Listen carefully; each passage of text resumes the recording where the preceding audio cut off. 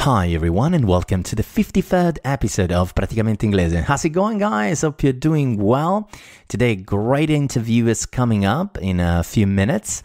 I'm going to switch in Italian for a little bit as you will listen to a very long interview in English. So no worries, we'll have plenty of English in this episode. Ciao ragazzi, bentornati, ci ripartiamo alla grandissima con Praticamente Inglese. Come vi dicevo nella scorsa puntata, si riparte e sto cercando ospiti interessanti per portarvi valore, per farvi ascoltare tanto inglese, spesso da parte di italiani che vivono all'estero, italiani che parlano molto bene l'inglese perché è più semplice ed è anche più facile memorizzare i termini, memorizzare il modo in cui le persone comunicano in inglese. E quindi oggi vi porto un grande esempio, intervisterò Francesca Lirosi che è un medico, è un chirurgo e lei vive negli Stati Uniti, in Connecticut, e gli ho chiesto un pochino della vita in America, sia la vita, tra virgolette, il lifestyle, che la vita lavorativa, ovviamente come sempre un pochino di tips per migliorare la nostra lingua inglese, e quindi qualche termine che viene magari spesso usato in Inghilterra rispetto all'America e così via. Insomma, quindi sarà una bella intervista interessante, credo.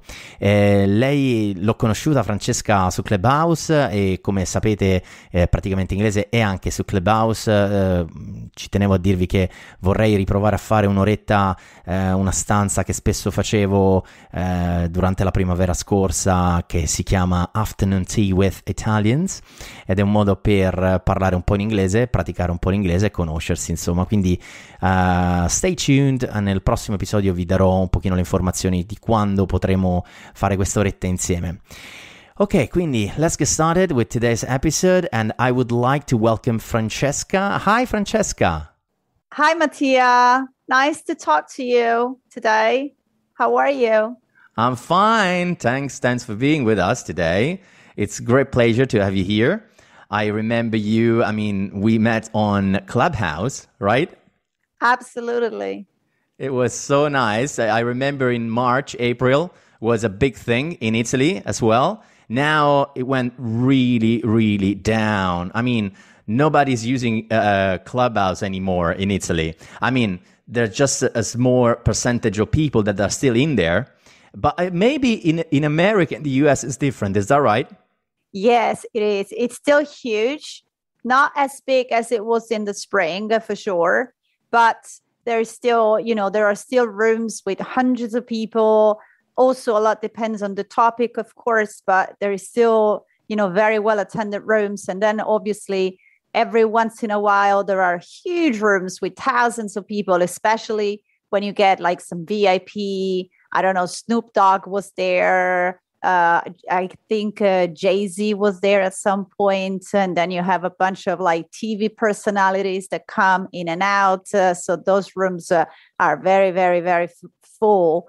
And but in Italy, yes, I do attend the Italian rooms very often. And I agree with you. It's gone, it's just a smaller group of people now. Because I assume you miss Italy a little bit, right? Because you're not in Italy.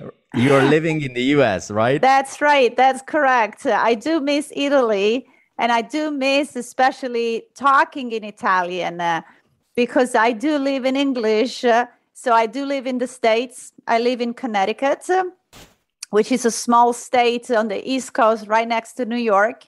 Mm-hmm. It's very quiet here. And there's a lot of Italians, and the Italian community is actually quite big, but everyone is always super busy. So it's very hard to organize meetups. And so it's not easy to speak in Italian. Therefore, Clubhouse gives me this opportunity. Yeah, you get the personality of the person talking on the other side, right? Correct, absolutely.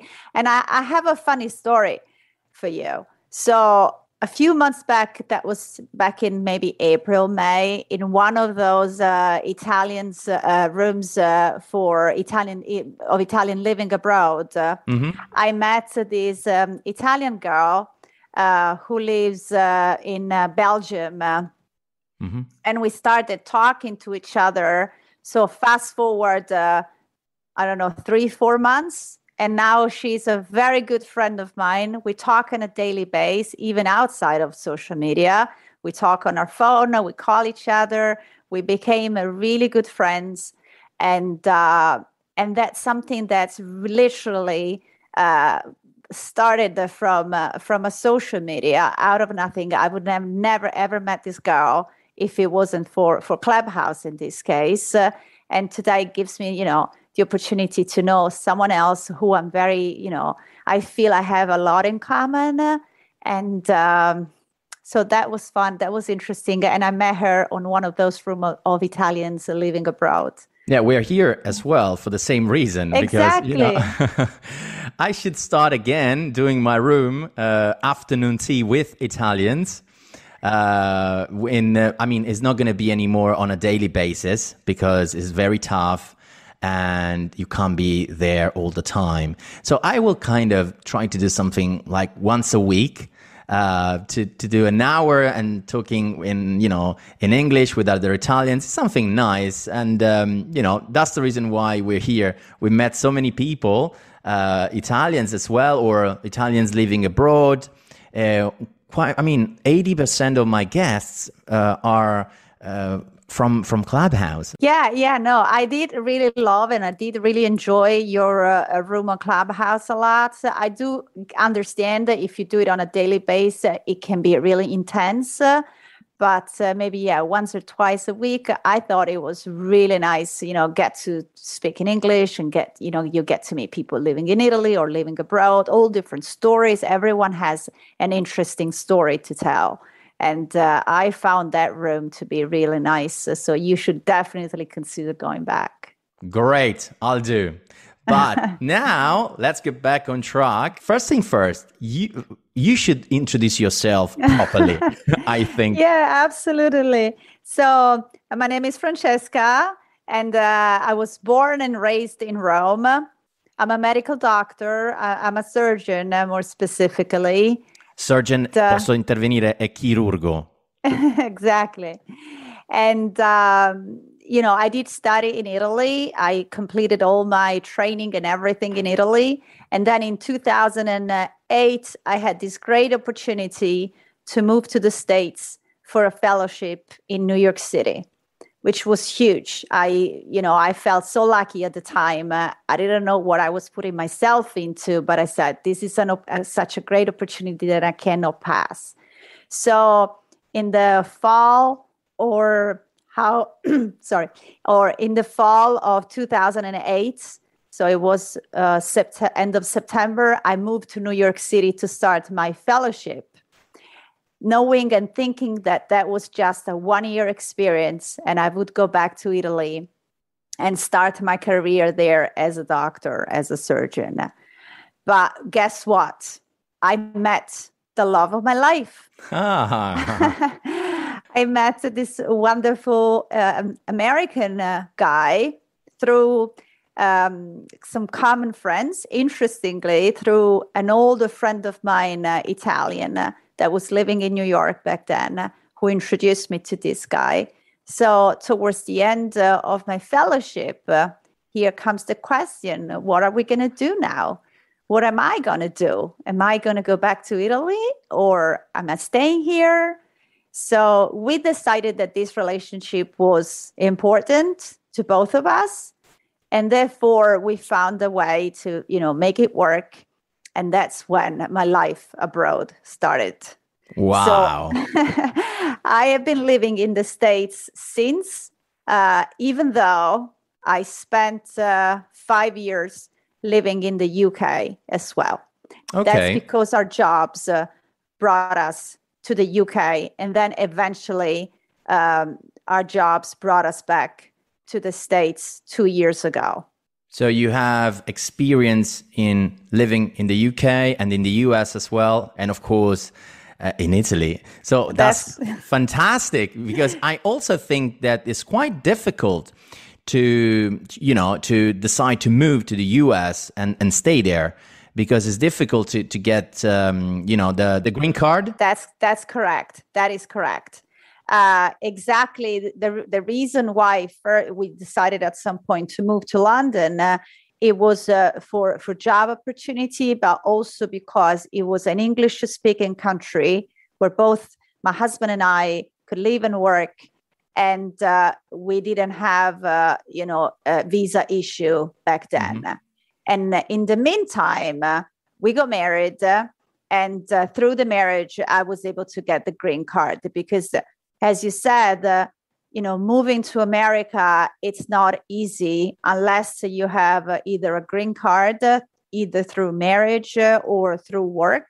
If your work, the company that hired you sponsors you to get a green card, or you can come on a work visa or on a student visa. Like the first time I moved to the States in 2008, that was through, it wasn't exactly a student visa. It was an exchange visa for researcher and people in science.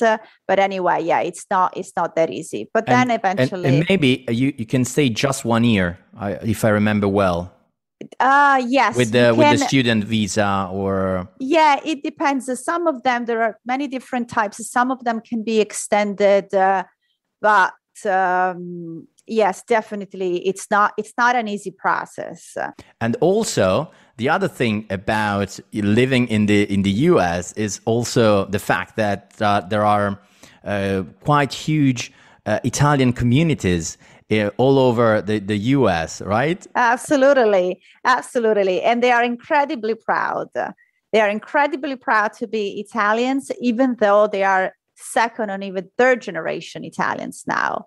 Although I must say that right now you can also find the very large Italian communities of, first generation people like mm-hmm. me who moved to the States 10, 15 years ago as, newly, graduated and started their careers here. So right now you can find a lot of people in their mid 30s, early 40s that started their careers here, started their family. So, and that community now is quite big, particularly in the two coasts, in the East Coast and the West Coast, where obviously most of the jobs are. Like right now in Connecticut, which is really a small state, we have quite a large group of first generations Italians, all around more or less the same age. And then you have these huge communities of Italian Americans, right? Those who moved here 50, 60 years ago, and now they have their kids and grandkids who are Americans, but they do still keep, either connections with Italy or they maintain their traditions, for example. And that's interesting. Yeah. And what are the main differences? Something that you can share with us. Let's say on, your lifestyle, the differences in between the Italian lifestyle in the American environment, let's say. Right. In general, from your perspective, of course. Right. We and I say we as we Italians are interesting because we have this habit of recreating our little Italy, no matter where we live.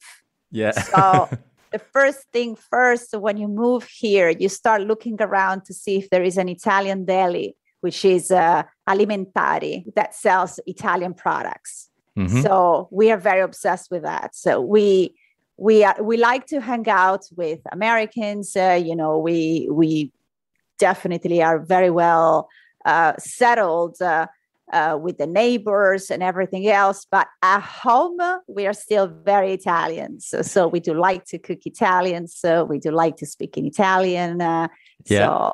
You need to find the pasta de cecco or that's right. The sauce, the barilla sauce somewhere, right? Oh, yeah, that's right. And I think because... we do like it's a mix of things. We are proud, of course, to be Italians. We are used to that. We don't want to give that up. And it's interesting if you read like the some threads of posts on Facebook of these Italian groups living in the States. 90% of them are about food and about bringing back food when you go home or having food sent, or where did you find this, especially during the holidays, when it's Christmas time, for example. But right now in America, you can find pretty much everything. So you really can recreate your Little Italy here. And for some reason, I found this to be stronger in America rather than in the UK. And I think because somehow when you live in the UK, you are closer to home. Yeah, 2 hours flight and you are there. And you're there. While here, it's a lot farther. It's a lot more difficult to travel. It's also a lot more expensive. So you feel like you have to bring some, a bit of Italy here and recreate a little bit of your Italian life. Particularly on food. Exactly. Because we are very proud of food. I mean, everybody is enjoying all over the world the Italian cuisine. So, of course, as we are Italians, we want to bring them as well the proper Italian raw material, let's say, let's put it this way, and recipes and things like that. Also because I saw quite ridiculous stuff people doing pasta alla bolognese or very weird pizzas. So they are kind of not properly interpreting the Italian cuisine and history, let's say. That's true. This is an old debate. You have this, mix of ingredients that are sold to you as Italian. Like, I have another funny story. When I first met my husband, he asked me, he was very curious of everything about Italy, about food, about our culture. And then one day he asked me if I liked pasta Alfredo, which is pasta Alfredo. And back then, I really had no idea what pasta Alfredo was. And I said, I'm sorry, I'm really not sure what you're talking about. Can you describe this to me? So he described what it was. And I said, I don't think this is Italian. And then we went back to do some research. It is actually somehow has some, origin with Italy somehow, but it's been, changed so many times. But everyone here thinks it's Italian. So we are very proud in that sense. We want to keep things authentic and genuine, and especially, the real traditional things like the bolognese sauce, as you said. It's something that we really want to keep it traditional. And it's interesting because Americans, they could spend hours talking about how you cook turkey for Thanksgiving. And we Italians could spend hours talking how we make our bolognese sauce. Yeah, it's true. And what can you tell us about work?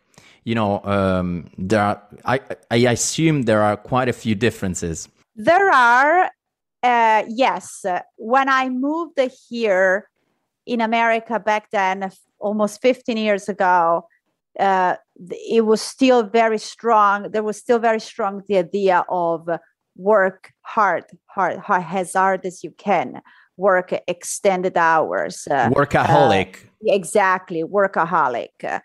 Start very early in the morning, finish very late at night. The more you work, the better you are. And that was, very strong here. It was, yes, they would take a break. Yes, they would have a coffee, but they would be constantly connected to their computer or to their phones.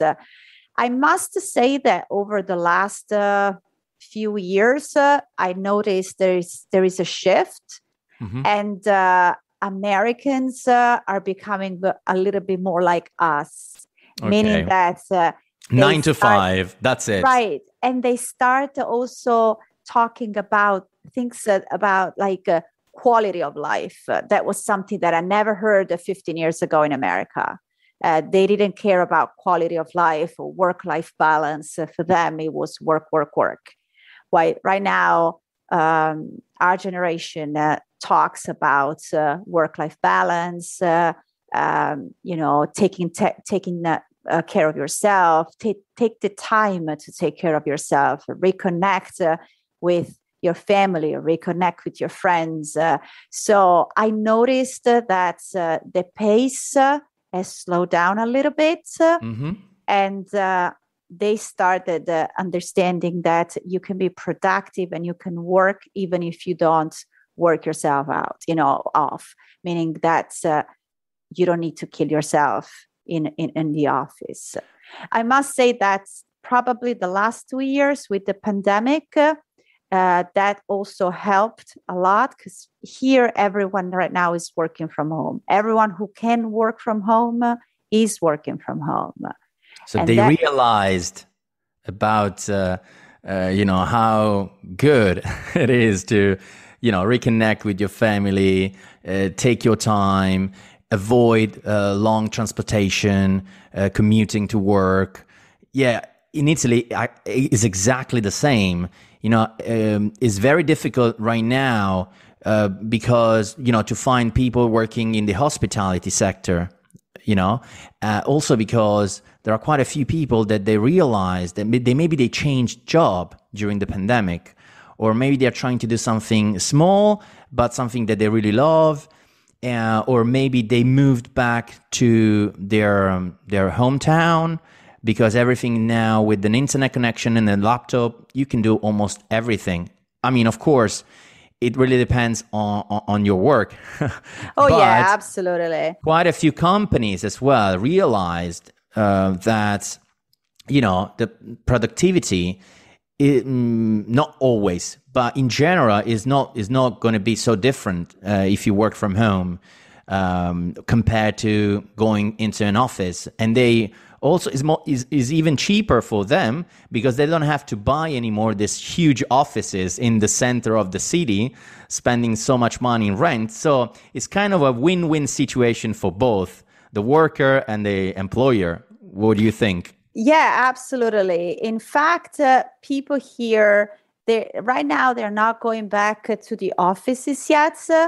And those who are discussing about going back, I think that what they will do like a mix situation where maybe you work 2 or 3 days at the office and the rest you work from home.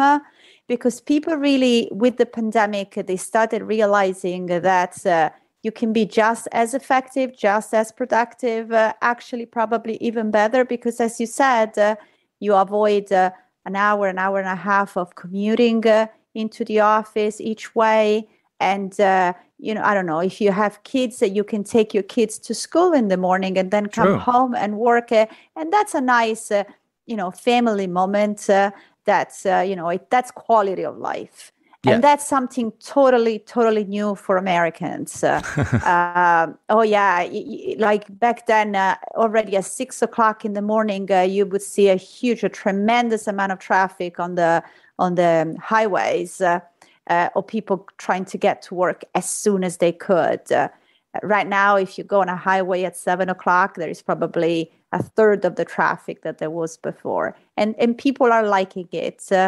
And I think that's where we are heading to, and it's a nice shift. Which is the proper smart working, because exactly. we were saying I'm in a smart working, which is not true. We said so many times that I was just remote working from home. The real smart working is what you said. So 2 or 3 days in the office and 2 days or 3, it depends, one. At home. So it's kind of having a mix, because it's very important, I think, the relationships with your colleagues, and with other employees of the company, to create the group, to, sometimes it's very important to, to stay together in a room rather than everybody on the screen. Yeah, I was talking about this with my husband the other day, because his company hasn't gone back since March 2020. So Okay. a very long time that he's been home. And in the meantime, they had the new people coming in and the other people left for other jobs. And these people have never met each other.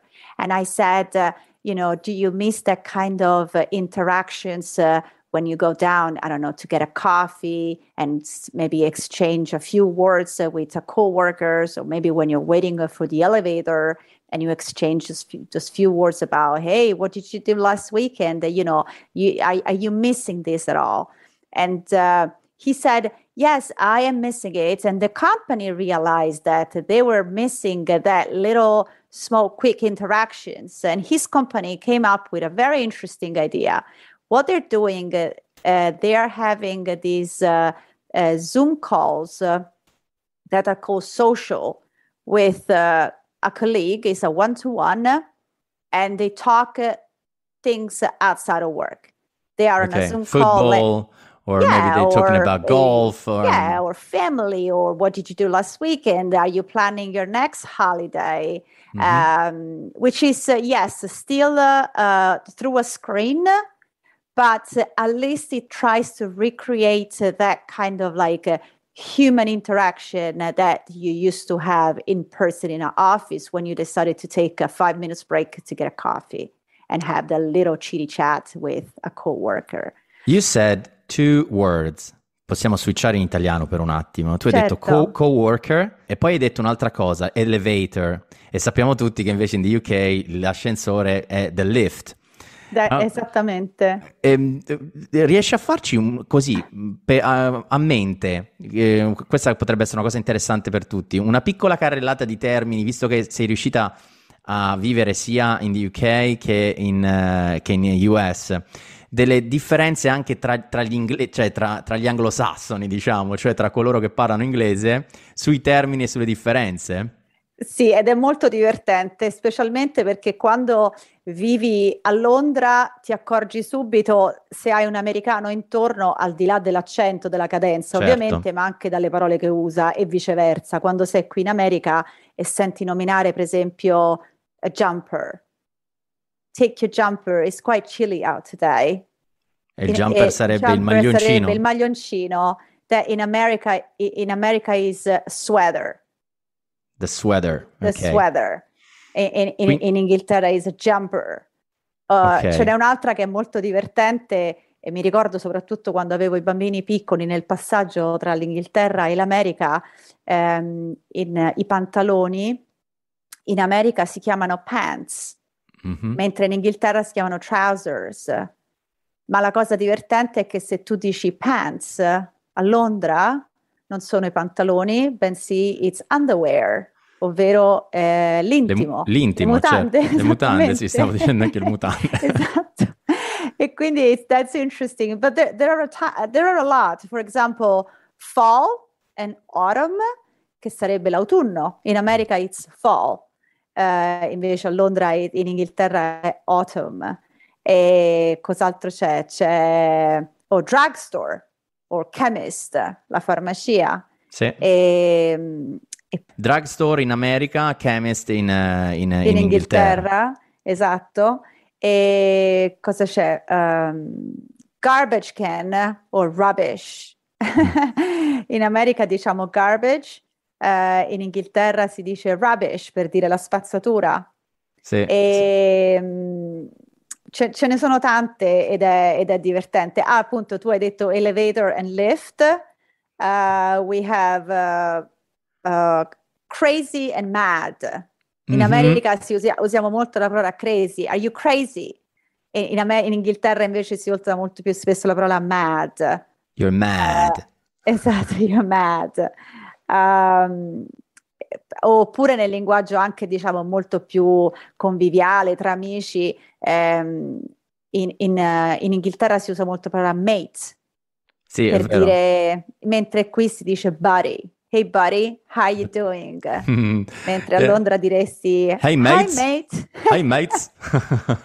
E queste sono molto divertenti, ce ne sono, non so, ce n'è una che è famosissima ed è una lunga diatriba tra gli inglesi e gli americani, che sono le patatine fritte. In America sono fries, French fries, e in Inghilterra sono chips. Mentre in America chips sono le patatine quelle nella busta, che a Londra chiamano crisps. Corretto, the crisps. Crisps. E noi invece qui le chiamiamo chips, che però per loro appunto sono le patatine fritte. Sì, sono tutte queste piccole cose che sono molto divertenti, e loro sono molto, anche gli inglesi e gli americani, campanilistici in questo, nel senso ciascuno è convinto che sia la versione giusta. Ovviamente. Così come ad esempio le bibite gassate. Ah, questo è divertente perché questo c'è una differenza anche all'interno degli Stati Uniti.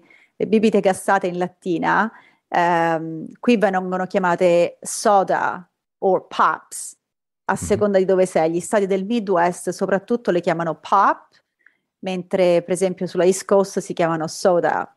Can you get me a soda, please? Ed è divertente, ce ne sono molte. Thank you very much. Thank you very much for this, this little update about differences between, American and British English, let's say. If I can ask you, of course, you should. I'm sure you have many Italian friends that are trying to improve their English.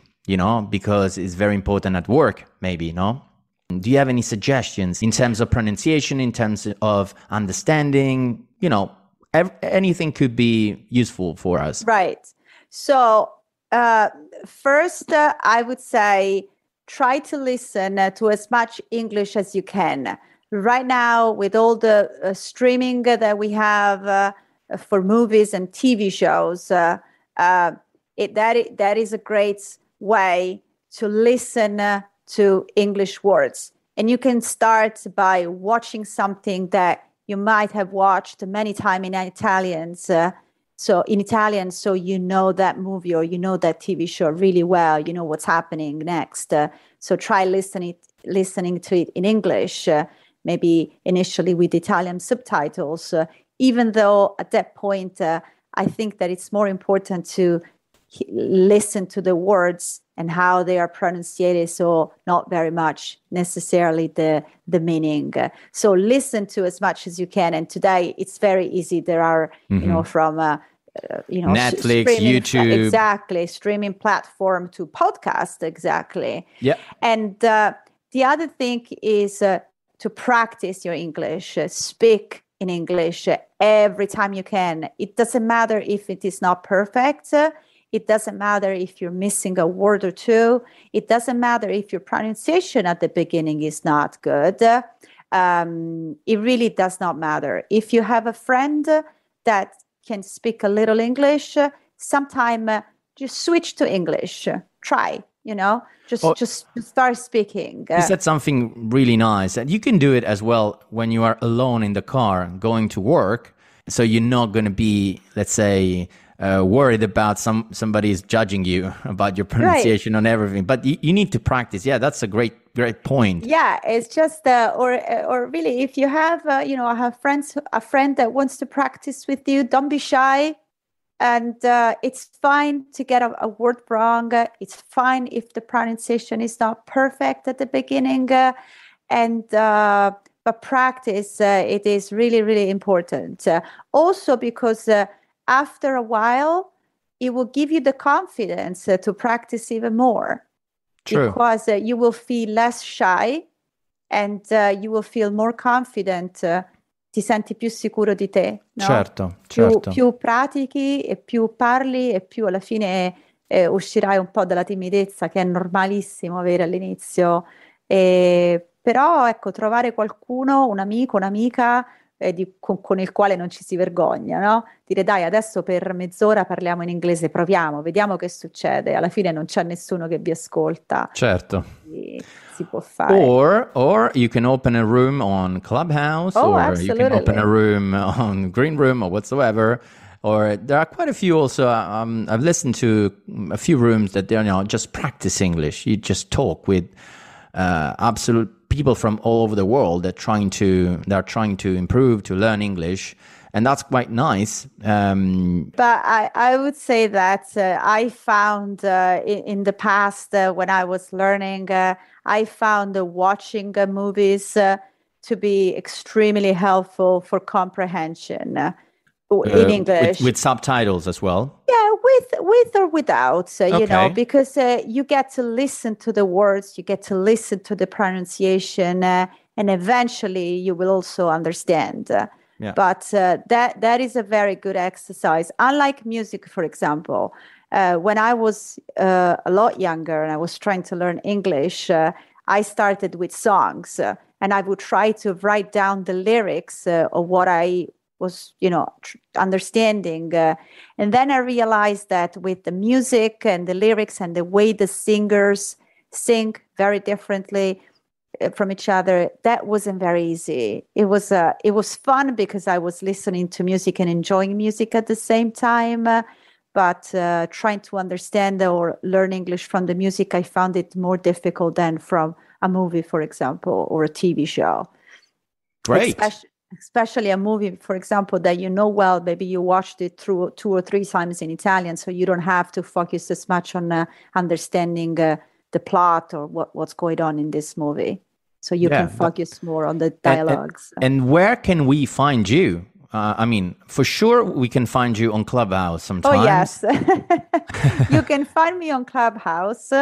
I actually I host a room in Italian, though, not every night, but it's in Italian with Italians.